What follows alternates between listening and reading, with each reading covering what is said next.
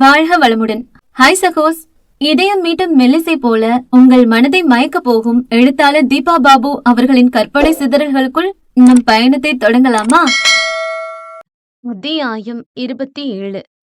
குழந்தை பத்ரியின் குரல்தான் அங்கே ஏதேதோ மழலையில் மிளற்றியபடி இருக்க, பெரியவர்கள் நால்வரும் பேச்சு மூச்சின்றி சிலையாக நின்றிருந்தனர். வீட்டுக்குள்ள கூட்டிட்டு வந்தாரா? என்ன திடீர்னு? ஒன்றும் புரிந்து கொள்ள முடியாமல் மனைவியை ஒரு பார்வை பார்த்த ரிஷிகேஷ் திரும்பி கேள்வியாய் அன்னையை நோக்கினான். ஜானகியோ நீண்ட மூச்சு வெளியேற்றியவர், அவர் மருமக பூஜை அறையில விளக்கேத்தனுமா என்றார் மெதுவாக. அவ்வளவுதான். கொம்பு சீவிய காளையாக சீறிக்கொண்டு மஞ்சு விரட்டில் பாய தயாரானவன் பின் பற்களை அழுந்து கடித்து மெல்ல நிதானித்தான். பையனை நீயே சாப்பிட வச்சு தூங்கவை என்று அன்னைக்கு உத்தரவிட்டுவிட்டு ஆராதனாவின் கரம் பற்றி இழுத்து கொண்டு வேகமாக வெளியேற முயன்றான். கலையரசன் அதற்கு இடம் கொடாமல் விரைந்து அவர்கள் முன்னே வந்து வழிமறித்து நிற்க, மா என்று திரும்பி ஜானகியிடம் கத்தினான் மைந்தன். இங்க பாருமா, என் மேல கொஞ்சமாச்சும் மரியாதை இருந்தா உள்ள போய் விளக்கேத்து என்றவர் நேரடியாக மருமகளிடம் சொன்னதும் அவள் அளமளந்து போனாள். தந்தையின் பேச்சை ஒரு பொருட்டாக எண்ணாத புதல்வன் அலட்சியமாக அவரை நோக்கி விட்டு நடக்க துவங்க, அவர் மனைவி அசையாது நின்றாள். ஆரா, வா போலாம் என்று அதட்ட, ரிஷி என தயங்கினாள் பெண். இங்க பாரு, நம்ம மனசு வந்து செய்யறது ஒரு விஷயமே இல்ல.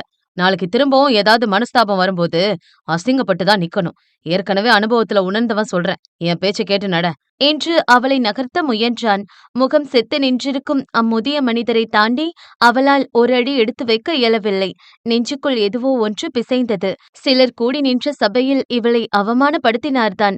என்றாலும் வீட்டின் தலைவராக அவர் இறங்கி வரும்பொழுது தாங்கள் வீம்பு பிடிப்பது சரியா என்று பெரிதும் தடுமாறி போனாள். ஆரா, இப்ப நீ வரப்போறியா இல்லையா? கணவன் கத்தவும், ரிஷி என்றவள் திணற களை எடுத்து மகனிடமே வேகமாக பேசினார். நான் செத்தா கூட உன்னால நான் மன்னிக்க முடியாதாடா? பெண்கள் இருவரும் அவரை அதிர்ந்து நோக்க, அப்பா என சத்தமிட்டான் ரிஷி. 11 வருஷம் ஆச்சுடா நீ இப்படி கூப்பிட்டு. நான் செத்த பின்னாடி ஒரு சொட்டு கண்ணீர் அப்பான்னு சொல்லி நீ விட்டா என்னால உணர முடியுமான்னு தெரியல. எனக்கோ உனக்கோ அப்படி ஒரு தண்டனை வேண்டாம்டா. கலை பேச பேச ஜானகி ஒரு புறம் வாயை பொத்தி அழுதார் என்றால் ஆராவின் விழிகளும் கலங்கி போனது. சூழ்நிலை அத்தனை கனமாக மாறும் என அவன் எதிர்பார்த்திருக்கவில்லை. நாளும் கிளம்பையுமா என்ன பேச்சுது? அம்மா வேற அழ வைக்கிறீங்க என்று தந்தையை கடிந்து கொண்டான். நான் நல்ல விதமாத்தான் மருமகளை விளக்கேத்த கூப்பிட்டேன். நீதான் என்ன இப்படி பேச வச்சுட்ட. அது சரி என்று அவரை கோபமாக பார்த்தவன், இப்ப இதுக்கெல்லாம் என்ன அவசியம் வந்துச்சு என்றான் எரிச்சலாக. இன்னைக்குன்னு இல்ல, ரொம்ப நாளாவே இருக்கிறதா. வாய்ப்பு கிடைச்சதும் விடக்கூடாதுன்னு பட்டுன்னு முடிவெடுத்துட்ட. மகன் முறைக்க, சரி வா, குட்டி பையனோட சேர்ந்து உள்ள போங்க என்று பேரனை கொடுத்தார். அவனும் பட்டென்று தந்தையிடம் தாவ பிள்ளையை அள்ளிக்கொண்ட ரிஷி அப்பொழுதும் புருவங்களை சுருக்கி நின்றே இருக்கவும் கலை மனைவியை அழுத்தமாக ஒரு பார்வை பார்த்தார். இதுல ஒன்னும் குறைச்சல் இல்ல என்றவரை நொடிப்பாக பார்த்துவிட்டே, என்னடா யோசனை, வா நீயும் வா ஆரா என இருவரையும் கைப்பிடித்து ஆனந்தமாக அழைத்து சென்றார் ஜானகி. ரிஷிக்குதான் பெரிதும் சங்கடமாக இருந்ததே தவிர மாமனாரின் பேச்சில் அவன் மனைவி மொத்தமாக விழுந்து விட்டாள். பாவம், அவர் வயசுக்காவது இவர் இறங்கி வருதில்ல. என் அம்மா அப்பாவுக்கு ஒரு வாய்ப்பு தந்த மாதிரி மாமாவுக்கும் தரணும் தானே என்பதாகத்தான் நேர்மையின் திருவுருவின் சிந்தனை இருந்தது. வாங்க என கணவனின் கையை பிடித்து சேர்ந்தே அவள் விளக்கேற்ற ஜானகிக்கு வெளியும் மனதும் நிறைந்து போனது. சரி போகலாமா என கிளம்புவதிலே குறியாக நிற்பவனை அவள் முறைத்து வைக்க, பசிக்குதுடி, இன்னைக்கு நைட் ஷிஃப்ட் வேற, கொஞ்ச நேரம் தூங்கணும் என்றான் ரிஷி சலிப்பாக. அச்சச்சோ, மறந்தே போயிட்ட. சரி வாங்க. ஜானகி, சீக்கிரமா சாப்பாடு எடுத்து வை, சாப்பிட்டுட்டே போட்டோம். அவரோ, என்னது சாப்பாடா? உன் திடீர் பாசத்துக்கும் அவசரத்துக்கும் நான் என்னையா செய்ய? 2 பேருக்கு தானே சமைச்சிருக்கேன் என பேய் விழி விழித்தார் அப்பெண்மணி. சூழ்நிலை புரிந்து ஆரா நமட்டு சிரிப்பு சிந்த ரிஷி வாய்விட்டே நகைத்து விட்டான். கழுத்தை நீட்டினல்ல, கஷ்டப்பட்டுதான் ஆகணும், வேற வழி கிடையாது. மகனின் கேள்வியில், அத சொல்லுடா என் கெரகம். இன்னைக்கு உங்களுக்கு இருக்கிற விவரம் எல்லாம் அன்னைக்கு எனக்கு இல்லாம போச்சே. பெத்தவங்க கை காட்டின மனுஷன மறு பேச்சு இல்லாம கட்டிக்கிட்டு நான் தான் கிடந்து அனுபவிக்கிறேன் என்று தலையில் அடித்து கொண்டார் அவர். இப்ப என்ன இங்க உன்னை குறைய வச்சிருக்கேன்? வீட்டுல சமைக்கிறது கூட நான் தான். கலையரசன் ரோஷமாக வார்த்தைகளை விட்டதில், என்னது என்று திகைத்து போன தனையன், நம்ப முடியலையே, அப்படியா என்பதை போல தாயை பார்த்தான். டேய், இதெல்லாம் வெட்டி பந்தா. அப்பப்ப ஏதாவது காரியாகணும்னா டீ போட்டு கொடுப்பாரு. ஒரு முறை நீங்க வெளியூர் போயிருந்த நேரம் எனக்கு உடம்பு முடியாம போனப்ப நான் சொல்ல சொல்ல குக்கர்ல சாப்பாடு வச்சு வெறும் ரசம் செஞ்சு கொடுத்தாரு. அவ்வளவுதான். அதுலயும் ரொம்ப ரொம்ப முக்கியமான பாயிண்ட், உப்பு போடாம விட்டு நான் தான் கலந்து சாப்பிட்டேன் என்றார் ஜானகி நக்கலாக. ஓஹோ! அவ்வளவுதானா? நான் தேய்ச்சு தர சப்பாத்திய உலக வரைபடம்னு சொல்லுவ? அட ஆண்டவா! போதும் நிறுத்துங்க. என நெற்றியில் அறைந்து கொண்ட ரிஷி, உங்க அராஜகத்துக்கு அளவே இல்ல போல. வம்படியா இழுத்துட்டு வந்து திடீர்னு விளக்கேத்த வச்சதெல்லாம் சரி. சாப்பாடு எப்படி? எல்லாருக்கும் சேர்த்து அம்மா ரெடியா செஞ்சு வச்சிருப்பாங்களா? நீங்க 2 பேரும் போய் சாப்பிடுங்க. ஆறா காலையிலே வெஜ் ரைஸ் செஞ்சு வச்சுட்டு தான் கடைக்கு கிளம்புனா. எங்களுக்கு அது இருக்கு. என்று நகரப் போனான். உங்களுக்கு மட்டும் வெஜ் ரைஸா? இங்க உன் அம்மா ஏதாவது இத்து போனத தான் எங்களுக்கு சமைச்சு வச்சிருப்பா. என்றார் கலை நொடிப்பாக. அட பாவமே! இவர் என்ன அநியாயத்துக்கு சின்ன குழந்தை மாரி பிஹேவ் பண்றாரு? பழைய அரட்டல், உருட்டல் எல்லாம் எங்க போச்சு? மகனின் பார்வையை உணர்ந்து, நீ ஒண்ணும் பயப்படாத, பைத்தியமெல்லாம் பிடிக்கல. உன் புள்ள உருவான நேரத்துல இருந்தே ஒரு டைப்பா தான் மாறிட்டாரு. இத்தனை வருஷமா கூடவே இருக்கிறதால எனக்கு கொஞ்சம் பிடிபட்டுடுச்சு. நீங்கெல்லாம் தள்ளிதானே இருக்கிறீங்க, அதுதான் உனக்கு புதுசா இருக்கு என்று ஜானகி தீவிரமாக கணவரை பற்றி அறிக்கை வாசிக்க, அதீதமான ஆத்திரத்தில் நெஞ்சம் ஏறி இறங்க சீரலாக மூச்சு வாங்கினார் கலையரசன். உன்ன பத்தி சொல்லாம விட்டுட்டியேம்மா நீ? தகப்பனின் கோபமுகம் கண்டு ரிஷி கிண்டலாக கூற, ஏன் எனக்கென்ன என்றார் அவர் அலட்டலாக.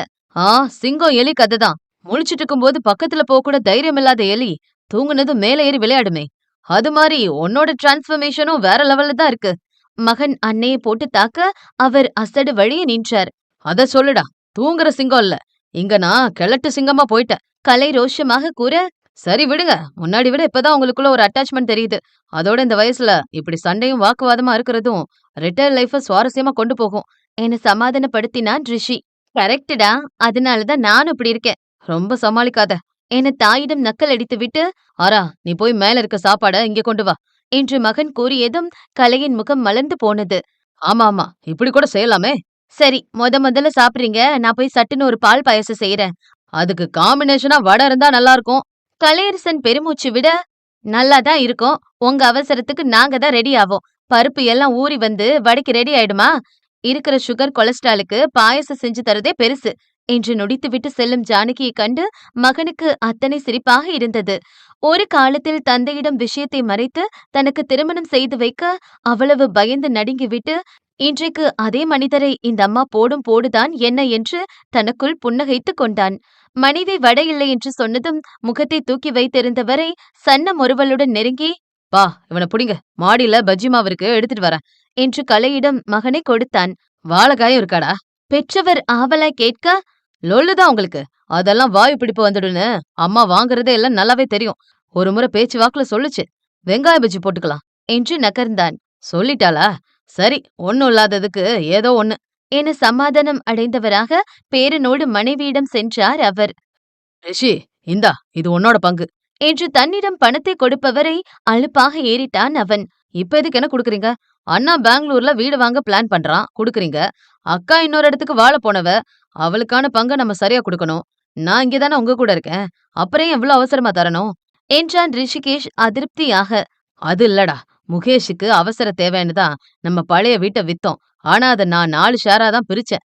அம்மாவுக்கும் எனக்கும் சேர்த்து ஒண்ணுனா உங்க 3 பேருக்கும் தனி பங்கு. அவங்களுக்கு குடுத்த மாரி உனக்கும் நான் கையோட குடுத்துடலான்னு இருக்கேன். கலை விளக்கம் தர, ஆமாடா வாங்கிக்கோ. உங்க கடைய பெரிய ஹோம் அப்ளையன்சஸ் லெவலுக்கு பெருசா ஏதோ விஸ்தரிப்பு செய்யணும்னு ரவி வீட்டுக்கு வந்தப்ப சொல்லிட்டு இருந்தானே. நீ கூட இப்போதைக்கு ஏதோ அமௌண்ட் பத்தாதுன்னு தானே கொஞ்ச நாள் போகட்டும்னு அவன்கிட்ட சொல்லிட்டு இருந்த. இப்ப இத வாங்கி அதுல போடு என்றார் ஜானகி. ஒற்றை விரலால் முன்னேற்றிய கீறியவன், இல்லம்மா, நான் அதுக்கு ஏற்கனவே 70% பணம் ரெடியா தான் வச்சிருக்கேன். மீதி 30 கடையில வர லாபத்துல இருந்தே மெதுவா தேத்தி போட்டுலான்னு இருந்தேன். என்று கூற முகேஷ் தம்பியை கண்டித்தான். இப்ப அதனால என்ன ரிஷி? இனி வர லாபத்துக்கு வேற எதுவும் பிளான் செஞ்சுக்கோ. இந்த பணத்தை இதுல இன்வெஸ்ட் பண்ணிடு. So simple. இதுக்கே நீ இவ்ளோ தயங்குற? அப்படி இல்ல முகேஷ். என்ன இருந்தாலும் வாடகை அது இதுன்னு பெருசா செலவில்லாம நான் நம்ம வீட்லயே தான் இருக்கேன். நீ அப்படி இல்ல.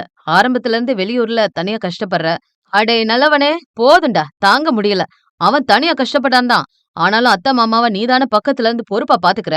அவங்களுக்கு உடம்பு முடியாம போனா கவனிச்சுக்கிறதுல இருந்து லேட்டஸ்டா அவங்க சண்டைக்கு பஞ்சாயத்து பண்ற வரைக்குமான தீராத வேலை வேற உனக்கு இருக்கே. என்று சரண் சின்ன மச்சினனை கிண்டல் செய்ய கலையரசன் இளைய மகனை கடுப்புடன் பார்த்தார். ஆ, அது ஒண்ணும் இல்லப்பா. சும்மா பேச்சு சுவாரஸ்யத்துல ஒரு தடவை உளறிட்டேன். என அவரிடம் சிரித்தவன், ஓகே, பிரச்சனை வேற ரூட்ல திரும்புறதுக்குள்ள நானே வாங்கிக்கிறேன். என்று நல்ல பிள்ளையாக பணத்தை பெற்றுக் கொண்டான். எல்லாம் சரிடா. உன் ஐடியாவை என்கிட்ட சொல்லவே இல்ல. சரண் கேள்வி எழுப்ப, இல்ல மாமா, நாங்களே 1 மாசமா தான் சும்மா பேசிட்டு இருக்கோம். என்ற ரிஷி ஒரு பிரபலமான நிறுவனத்தின் பெயரை கூறி, அதோட டீலர்ஷிப் நம்ம ஏரியால யாரும் இதுவரைக்கும் எடுக்கல. அவங்க பிராண்ட் நேமுக்கே ப்ராடக்ட்ஸ் நல்லபடியா மூவ் ஆகுறத ஆல்ரெடி ஸ்டடி செஞ்சு வச்சிருந்தோம். பக்கத்துல இருக்க பில்டிங் ரெனோவேஷன் ஒர்க்கும் ஒரு 3 மந்த்ஸ்ல முடியற மாரி தெரியுது. அதான் பட்டுன்னு பிடிச்சு போட்டு அங்கேயே ஸ்டார்ட் பண்ணலான்னு ஒரு சின்ன யோசனை. என்றான். ரொம்ப நல்ல விஷயம்டா. கண்டிப்பா செய். Your hard work never fails. உன் மேல எனக்கு நம்பிக்கை இருக்கு. பட் ஒரு விஷயம் மட்டும் சொல்லணும். எதுனாலும் ஓவரா பர்டன இழுத்து விட்டுட்டு ஹெல்த்த ஸ்பாயில் செஞ்சுக்காத. என்று அறிவுறுத்தினான் சரண். ஆமாடா ரிஷி. அன்னைக்கு ஒரு நாள் நர்மதா கிட்ட ஆரா கூட சொல்லி ஃபீல் பண்ணுச்சான். பகல்ல ஏதோ ஒரு புது பில்டிங் எலக்ட்ரிக்கல் ஒர்க் பார்த்துட்டு ரெஸ்ட்டே இல்லாம நைட் ஷிஃப்ட் ஓடுனியா? அதெல்லாம் குறைச்சுக்கோடா. அவ கடையும் நல்லா பிஸியா போகுது. நீ அங்கேயும் ஹெல்ப் பண்ணணும். மாமா சொல்ற மாரி ஹெல்த்த பாத்துக்கணும் நீ. ஆ, நானும் யோசிச்சுட்டு தான் இருக்கேன். ஹோம் அப்ளையன்சஸ் ஓப்பன் செஞ்ச பின்னாடி அதோட நிலவரத்த பார்த்துட்டு கம்பெனில ரிசைன் பண்ணிடலான்னு இருக்கேன். சுத்தி சுத்தி கம்ப்ளைண்ட் செய்றவ என்ன மட்டும் சும்மா விட்டுறாளா என்ன? எனக்கு கொஞ்சம் உடம்பு முடியலனாலும் கண்ணுல தண்ணிய வச்சுப்பா. அதுக்கு பயந்துட்டே பார்த்து தான் ஒர்க் எடுக்கிறேன். என்று புன்னகைத்தான். நட்புகள் எல்லாரும் நம்ம சேனலை மறக்காம சப்ஸ்கிரைப் பண்ணுங்க. கதையை கேளுங்க, லைக் பண்ணுங்க, கமெண்ட் பண்ணுங்க. பிடிச்சவங்க ஷேர் பண்ணுங்க. நன்றி.